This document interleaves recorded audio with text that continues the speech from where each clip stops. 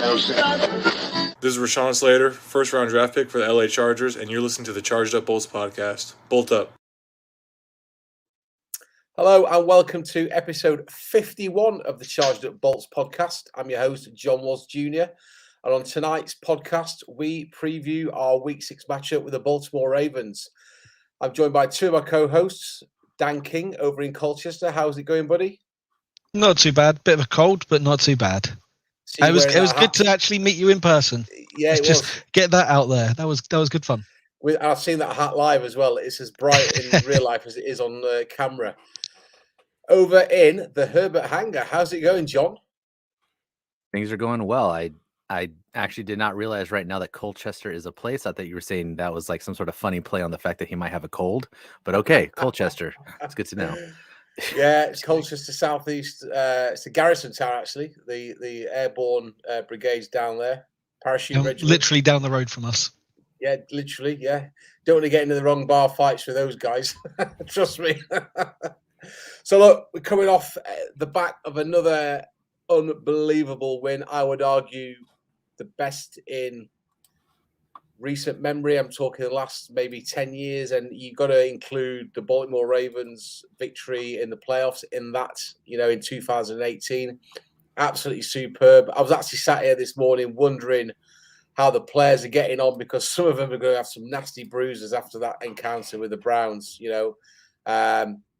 Dan, I'm going to go to you first, buddy. What do you like about this matchup? What gets you going about playing against Lamar Jackson, one of the top quarterbacks in the league? I think the thing that I feel most strongly about is that I feel like we match up pretty well against this team. We've at least our defense against their offense. We've proven we can handle a deep threat wide receiver like Marquise Brown. In that the way we dealt with Tyreek Hill. We've shown we can deal with a mobile quarterback. Yeah, we lost to the Cowboys, but they lost to the Raiders. Exactly. Strange. And Mahomes isn't exactly a stationary guy. I don't know. I'm kind of on that high from the last few weeks that, I'm fairly confident going into this one. I don't think there's anything crazy there in Baltimore to too worried about. They are the number one ranked team in total offense. You can see there. They've got some great playmakers there. Baltimore, loaded with Lamar Jackson, Marquise Brown, Mark Andrew. John, are you nervous about the Ravens offense? A little bit. I think some perspective. They faced 3 of the worst 5 defenses in passing in DVOA. So I think some of those passing stats are a little inflated. The running stats are absolutely true. And actually, for us, I guess we're a little lucky that they've got half of their or 3/4 of their running backs on injured reserve right now. So I think the rushing attack is not what it used to be. I think the rushing attack is Lamar Jackson, and then another 20-30 yards of everybody else. So I guess that is, to Dan's point, I think we do match up well because their running game is actually not is not really what's winning them games right now. Right now, what's winning them games is Justin Tucker and the ability to throw the ball. And I think that that's good for us because I think while we've also obviously struggled against the run, I mean, most teams are getting near 200 yards, if not more, against us on the ground. It's pretty bad, except for obviously the Raiders who can't block and apparently can't run with turf toe. But I think what's really interesting is that we're going to see just how good that passing attack is, because I think we're hopefully going to be able to get them to have to pass, because I think we're going to score enough points that they're going to not be able to just rely on a run game. And I think that our defense is going to get tested. And I think to Dan's point, we've seen it before. It's not like we haven't seen anything that they're going to throw at us. It's not like they have some dynamic playmaker that's so unusual. I mean, they've got a speed guy in Marquise Brown. And to be honest, Marquise Brown's no Tyreek Hill. I mean, Marquise Brown drops a lot of balls. So the good news is if he does get burned, there's probably like a 50-50 chance he drops it anyway. So that'll be okay. But I think for us, it's going to be, I think the defense has an opportunity to really shine here. And then I think the offense has an opportunity to keep moving forward, because that Ravens defense is not what it used to be. It really isn't. It's good. It's good. I'm not saying it's a bad defense at all, but it's not like when Baltimore used to come in town, you're like, oh man, I guess it's going to be, a 10-7 game and whoever makes the least amount of mistakes loses. I don't know. And also Cleveland came in with one of the top 5 defenses in the league and we put up like 47 points. Right. So my point, I guess, is that I don't know if there's really a defense that stops our offense. For me, it's going to be, can our defense stop their offense, at least slow them down enough like we did against Cleveland and outscore them at the end. And I do think we can. I'm very positive about it. It's not going to be an easy game by any means. It's in Baltimore. It's going to be cold. It's going to be a hostile environment, but honestly, I'm really not that scared. Yeah. The Ravens have got the 22nd ranked defense DVOA. They come into this game on the back of Lamar Jackson's career game of 442 yards, 4 touchdowns. Herbert 4 touchdowns and a rushing touchdown on Sunday. It's going to be a great matchup. Right, I've got a bit of criticism for Lamar Jackson, and I might get beaten up for this, but I don't mind. He's a bit selfish in certain situations, in my opinion. It's almost as if he's trying to break some sort of rushing yards record when he's got other options. That might be an unfair thing to say, and if any Ravens fans end up listening to this podcast or watching the YouTube video, they might beat me up for it, but it's just an observation that I've seen. I believe that in certain situations he'll put himself first before the team, just on the tape that I've seen, but we'll soon find out on Sunday because he's going to get tested by Joey Bosa, by Derwin James and the defense, but it's whether or not he has got the sustainability and the durability to keep going, because Herbert's proved we've had 2 signature wins, 3 if you include the Raiders, against the Browns and the Chiefs. It's like you said, John, Baltimore, they beat the Chiefs. They lost the Raiders. I think they beat the Eagles on the way. They haven't beaten elite teams. So this is going to be as much of a test for them as it is for me. So it's going to be an exciting one. Just jump in there. It's the Chiefs, the Lions, the Broncos, and the Colts that the Ravens have beaten. I mean, they did come from behind. The 3 down something behind the Colts. They turned it around. I mean, look, I think Lamar Jackson had as hot as second half as Herbert did in the fourth quarter on Sunday. So we've got that to contend with, and then we've got this is the interesting one for me that people I've not read too much about this. We've got the rookie head coach against the veteran, John Harbaugh, 133-80. He won the Super Bowl in 2012. John, in your opinion, where do you think John Harbaugh will lean on his experience in order to stifle the Chargers?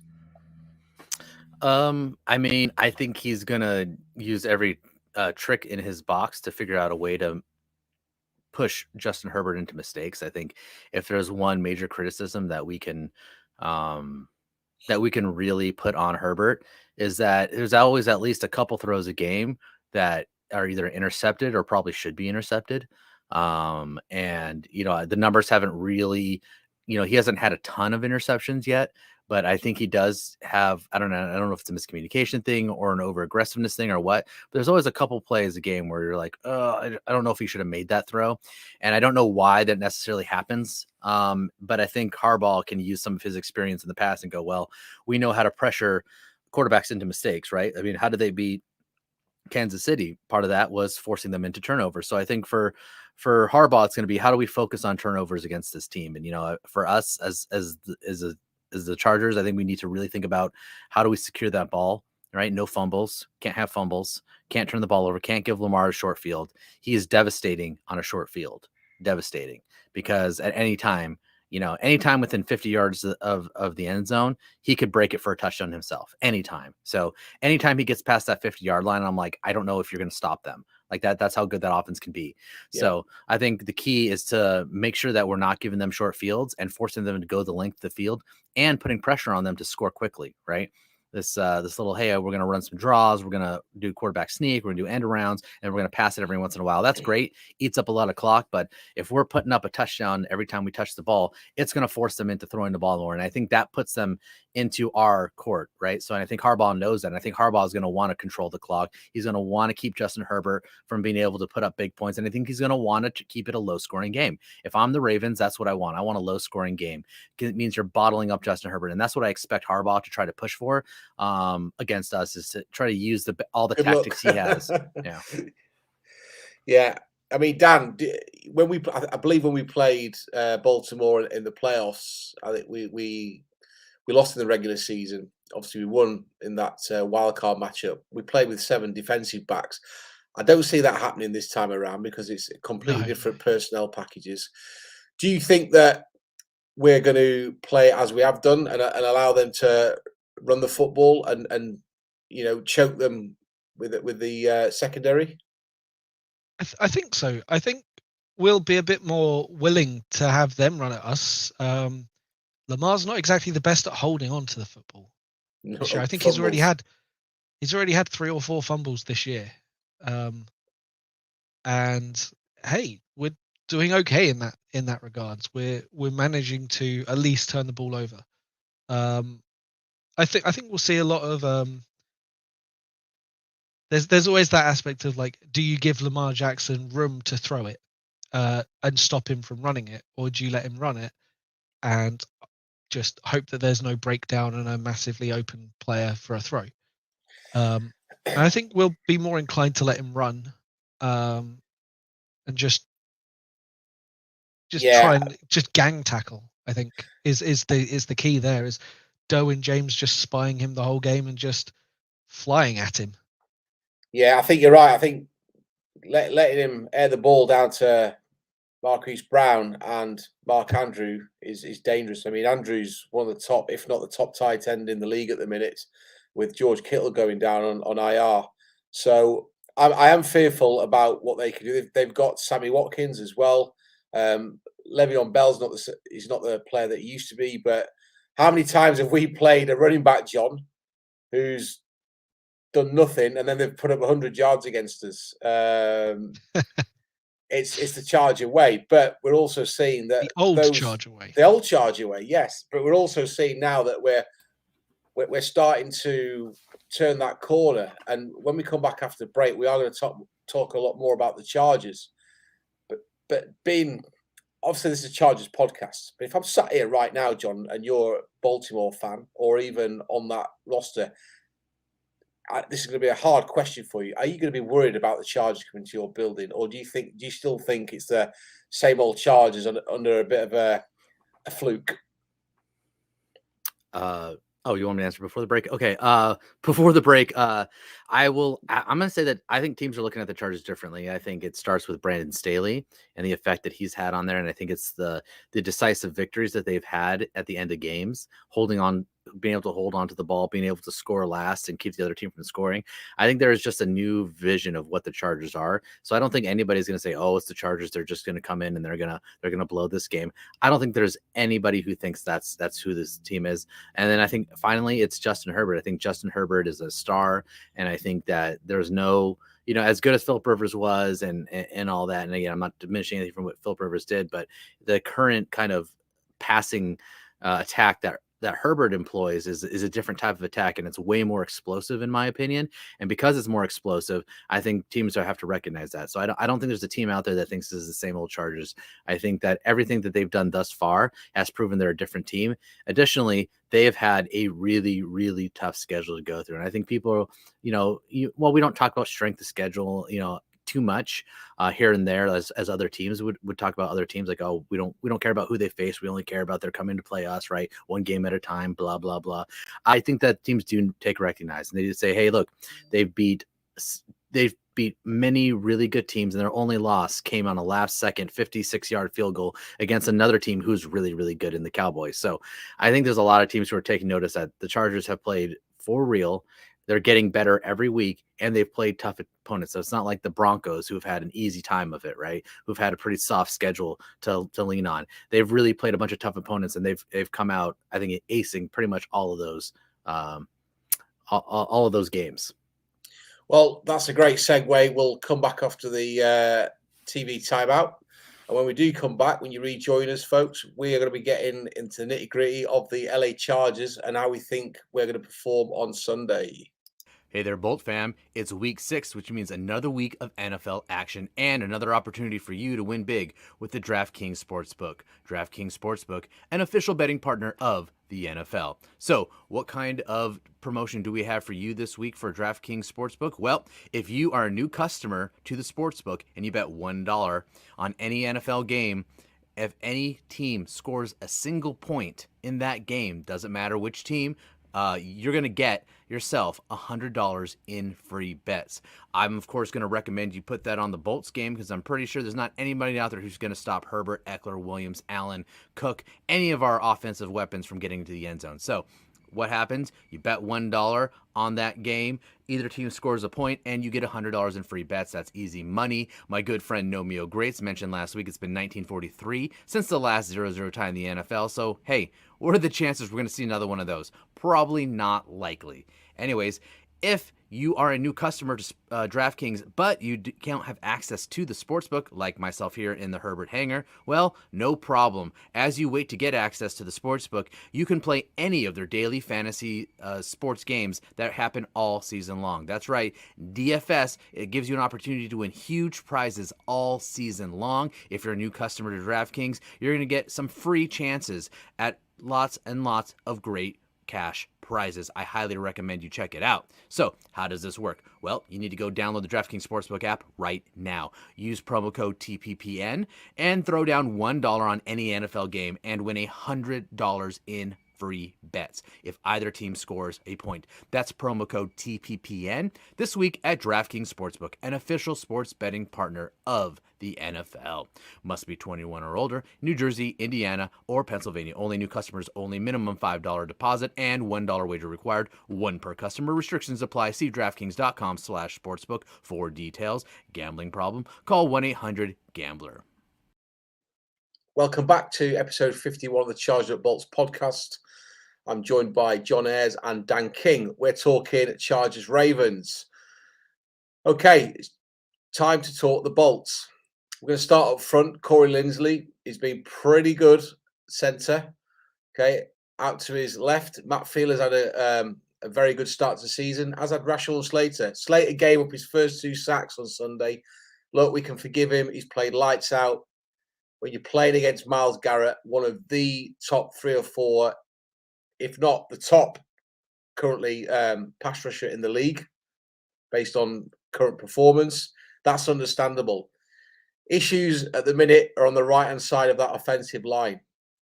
Storm Norton got a going ball last week, guys. What do you think to that, Dan? Yeah, I think he did all right. He had a lot of help. He had Cook chipping in, Eckler with a few chip blocks. Gabe Neighbors. Yeah, Gabe Neighbors as well with that big one. And even Schofield as well out there came in, what was it, 6th, 7th play of the game and helped kind of just played 70 snaps, yeah. Yeah, kind of just calm things down. And I think Storm Norton had one of his better games. He's by no means like an elite right tackle or even a great right tackle or even a good right tackle. But he's okay. Yes, if he's getting serviceable. The game ball, if he's getting the game ball, he's doing something right. I mean, John. Yeah, I mean, it was the day after the birth of his child as well. So there's like, how much of it is... Yeah, but look, that just like you've turned up. Yeah. Great. You've turned up, you've played well. Thank you.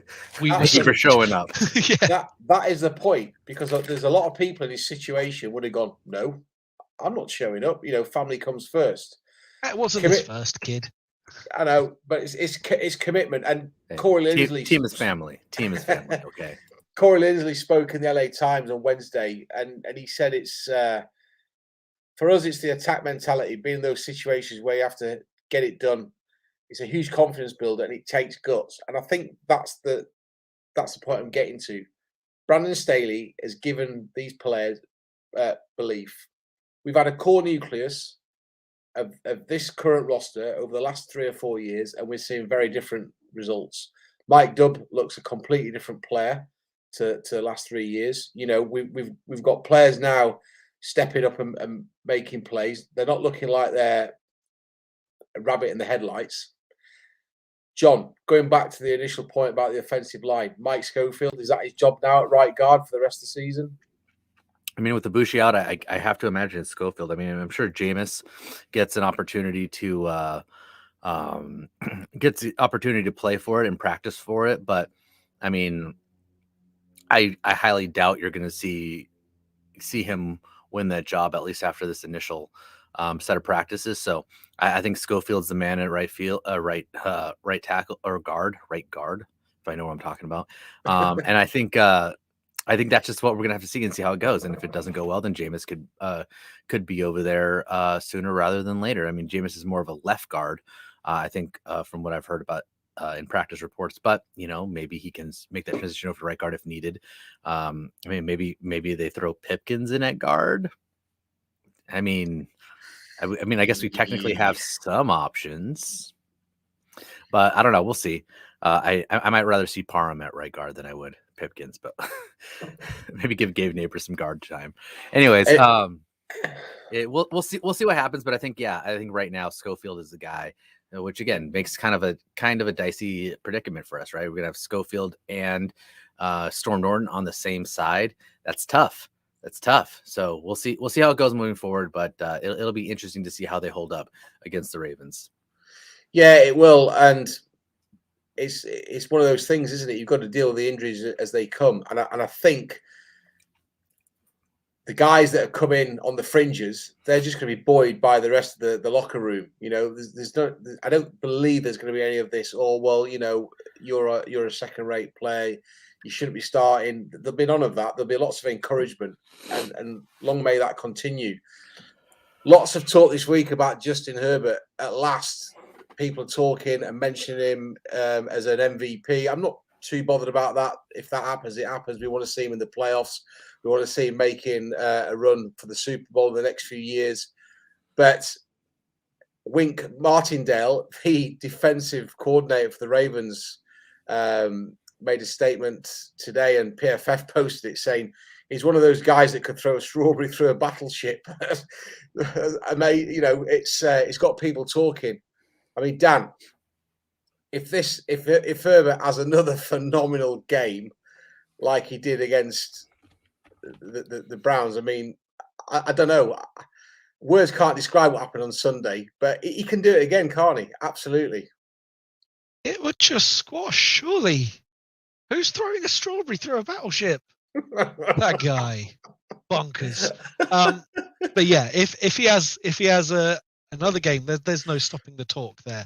Like if he has another game like he did even a couple of weeks ago, the hype will just exponentially grow, and we'll get more love for the Chargers than we ever could have thought would happen this early into the season. It's bonkers, really. I mean, I was watching a couple of shows on YouTube yesterday, and there's people going backwards and forwards. Josh Allen, Pat Mahomes, Lamar Jackson, Dak Prescott, Justin Herbert. Just to have him in the conversation is a massive boost to the franchise, to the fans especially, because we've suffered over the last few years. I mean, John, what's your opinion on the way that Herbert will approach this game? Will he approach it in the same way as he has done going forward the last 5 weeks? I think so. I think Herbert's a very level-headed person from what I can tell. I mean, again, I don't know him personally. I'm not out there cooking up victory briskets or golfing with him. So I couldn't tell you exactly how he really is as a yet. Exactly. Yes. Good point. But I can say from everything that I've ever seen or read about him, he's a very level-headed person. He's not someone who's out there trying to suck up the hype. I mean, every time he does an interview and they try to, throw a bunch of praise on him, he either looks uncomfortable taking the praise, or the first thing he does is divert it back to somebody else, his offensive coordinator, his head coach, his team, his, whatever. It is insane the way that he handles everything with such grace and class. So I think he's just got that kind of do work, watch the tape, be prepared kind of attitude.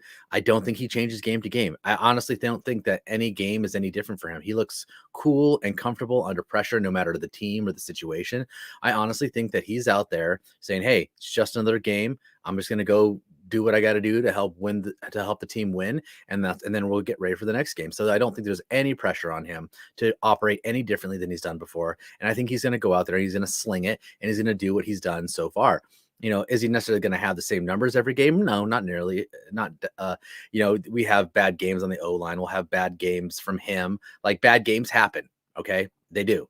So you're not going to get an all-star performance every week. You're not going to get 5 total touchdowns, for almost 400 yards passing every week. But I think you're going to get the same Justin Herbert, no matter what his stat line was the week before, and no matter who his opponent is this week. I think you're always going to get the same Justin Herbert. Yeah, and he's one of the reasons with Brandon Staley why we're getting a lot of praise, why we're seeing a lot of progression, why we're seeing a lot of improvements, a lot of excitement. And a 4-1 record. And Michael Snow, one of our regular listeners, he said that between Herbert and Staley, we're getting a lot more new fans. And yeah, this Brian Taylor on Twitter, he's just put a post on saying, I want to know what people's plans are for supporting the franchise going forward, because now people that are supposedly coming out of the woodwork are getting hammered with this bandwagon tag. Well, so what? People are they're going to be mute when there's not a lot to say about a team losing, rather than coming out and criticizing it. Because let's be honest, our franchise, our fans have been very caustic about the team, certainly in the middle of the last decade. So if people are going to come out and support the team and fill up the seats and prevent teams like the Raiders and Dallas taking over ownership of the SoFi, so be it. I mean, Dan, we've been following the Chargers not quite as long as John, but we've been around. We've been through the dark days. I mean, it can only be a good thing that we're now starting to see these superstars emerge, and we've got something to sing and shout about. Oh, for sure. And the biggest superstar of all at the moment has to be Staley. He's got to be like one of the front runners for Coach of the Year. I know it's early. We're only a quarter of the way through the season, but he is winning fans left, right, and center. I mean, his comments about the emails today or yesterday, whenever his comments were, have already turned heads in a positive way for the Chargers organization, because he's such a likable and calm and clearly intelligent man. And I think just having that personality there, having Herbert there, Allen's he's out there. He'll have fans wherever because he's just that kind of guy. I think we're in a weird place, really. It's quite nice to have a coach that is seemingly widely respected, rather than a coach that was just a laughing stock, going back to say like old Visor. McCoy. Mike McCoy. Yeah. I don't even like to say that name. It's like a swear word in my house. Yeah. And that other name begins with M and ends and G. We're not saying that either. But look, we've still got a lot of things to figure out. Kicking's still a problem.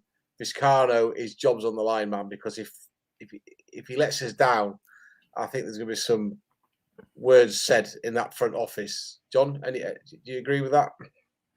Yeah, so I do want to make a quick comment on the whole Staley thing and Herbert thing, and I agree with Michael Snow. It is absolutely, the two of them are a driving force, and you have a just a rising superstar quarterback like Justin Herbert, and you have a head coach that everybody seems to respect.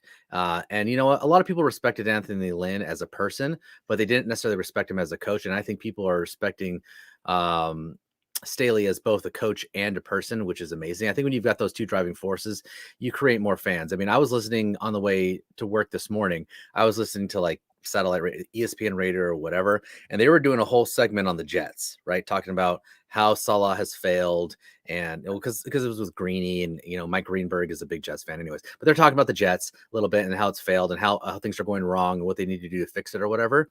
And in this conversation about the Jets and about the fact that he's young, or about the coaching staff isn't experienced or whatever, they bring in Brandon Staley as an example of someone who understands what's happening going. The Chargers had nothing to do with the conversation. Staley had nothing to do with the conversation, but our guys are being used as an example of this is who the conversation is about. And then the conversation a little bit later started talking about a top quarterbacks in the league, and they listed some of the guys, right? And they're talking about like, oh, if I had to start a franchise today, it probably would be Mahomes still. He is still obviously an elite quarterback. But the host was like, you know what? Honestly, you know who's right behind him and who would honestly have a real hard time choosing him? Justin Herbert. Justin Herbert. Stop it with Kyler Murray. Stop it. Justin Herbert.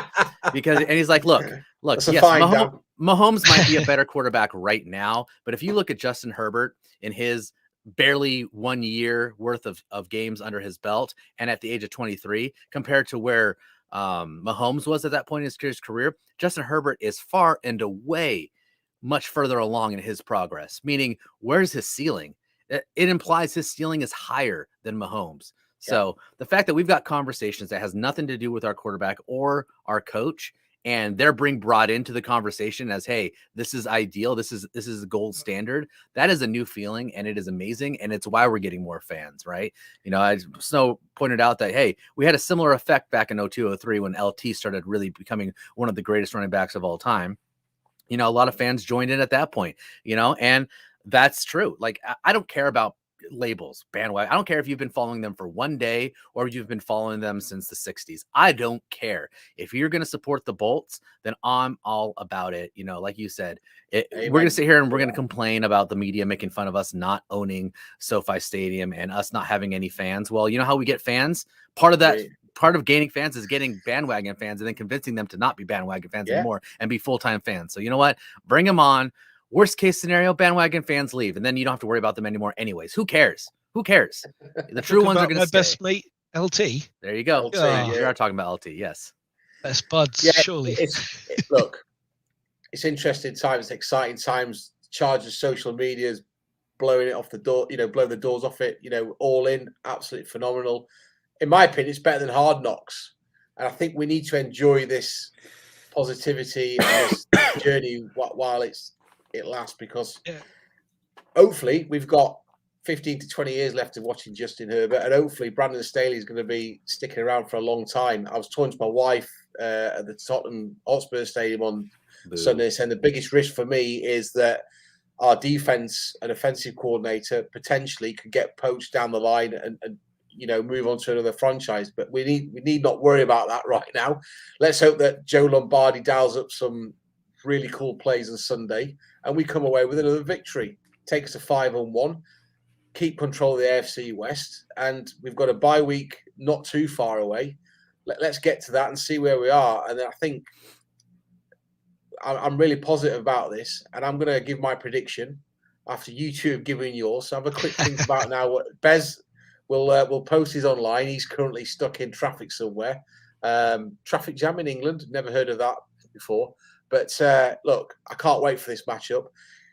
And I can't remember the last time we had a sustained run of matchups back to back, week to week. You know, Chiefs, Raiders, Browns, Ravens. If we can get through this, you know, like you said, John, we've set the bar high, the ceiling's high, and let's just see where this season can go. So let's go to our predictions. John. Well, I'm going to say this before I say my prediction. I will say that I, for one, looked at the calendar and looked at the schedule. I was thinking, okay, given these first 6 games, you know, if we get out of that with a 3-3 record, I would be very happy. In fact, 2-4 would be fine, in my opinion, because the rest of our schedule shakes out to be much easier. Again, not easy, right? Nothing in the NFL is easy. These are all professional teams, but it's much easier after those first 6 games than before. So I was like 3-3. Still the Jags. That's right. Okay, maybe not as easy as I thought, but anyways, the 3-3 I would have been happy with. 2-4 I would have been fine with, right? Any of those records I would have been completely, you know, whatever with. 4-2 would be amazing. 5-1 would be way, way out of this world. Like if you had told me beginning of the season we're going to start 5-1 with the teams we have to play, I would have like, get the F out of here. You're full of junk. I'll take that bet. I'll bet the under on that. So in my opinion, we're actually playing with house money. It doesn't matter if we win or lose on Sunday because we've had such a good start already, and it projects out to be a better schedule for us moving forward, especially after we get a little bit of rest under our belt. So I'm happy no matter what. Having said all that, I do think that we beat the Ravens. I agree with Dan. I think we match up well with them. I think they play into our strengths, assuming that run game is as deficient as it's been since they lost all their guys. If that's the case, and they have to rely on the pass, as good as a passer, Lamar Jackson has turned into, and again, he's developed over time. All this, he's just a running back who plays quarterback. Anyone who says that is ignorant and hasn't been watching the games. He's obviously improved as a passer, but he still has consistency issues. Additionally, he's still kind of flighty in the pocket sometimes, where he wants to make that read and go through his progressions quickly and then abandon, right? And I think because of all that, passing is still not the strongest part of their game, and I think our defense is capable of exposing him. I think our defense is capable of making him make mistakes, and I think we capitalize on all those mistakes. And I'm saying 34-21. I think a nice, comfortable win. I really do think we go into Baltimore and we just dominate, right? I mean, it's going to be close at some point, but I think we pull away. I do. I really do. 34-21, big Chargers win. We go into the bye week 5-1 as the number 1 team in the league. Damn. So I was kind of thinking similarly there. I had got in my head that we'd get 32 and the Ravens would get 24. 32-24, win by 8. Probably like a 70-yard field goal for Justin Tucker somewhere in there as well. See, now you're taking over the mantle from Bez with his crazy predictions, because that's not that crazy. When you mentioned Jacksonville, I was waiting. If Bez would have been in, I would have said, next season we're trading Justin Herbert to Jacksonville for Trevor. I'm not that crazy. He's crazy. We'll trade Herbert for Justin Tucker. Yeah. So I'm going. I've thought about this, and I do think that the Chargers are going to win as well. I think we're going to win 38-28. Okay, and look, we're all 4-1 on the podcast. We've got to wait for Bez to dial in with his predictions, but hopefully he'll go with the rest of us. We'll have a unanimous decision that the Chargers are going to win. He's going to go with a 3-2 win or something. It's crazy, 0-0 or whatever, 0-0. There will be at least 1 point the Chargers will score. Yes. Yeah, put that DraftKings money down now. DraftKings money down now. DraftKings, an official betting partner of the NFL. Sorry. Yes, I think it's going to be a good game. I don't think it'll be 0-0. I think it could be high scoring again, because I think that Ravens defense isn't as scary as it was. So I like your 38-28. I wish you had a little bit more respect for Derwin James in this defense, but okay, I get it. Well, he's going to need a rest late in the fourth, isn't he? You know what I mean? They get a rest the week after. So you're implying they're up 38-21 and they just rest all of them and they get that last BS garbage time touchdown. Okay. I feel that. I feel it. Interestingly, if you watch the Rich Eisen show this week, Austin Eckler was on, and Rich Eisen said to Austin Eckler, "Why didn't you guys take a knee towards the end of that game?" He went, "Yeah." He said, "Our quality controller said we should have took a knee." But look, how many times have we been in that position over the last since ever? We haven't. So the guys are learning on the job, which is interesting,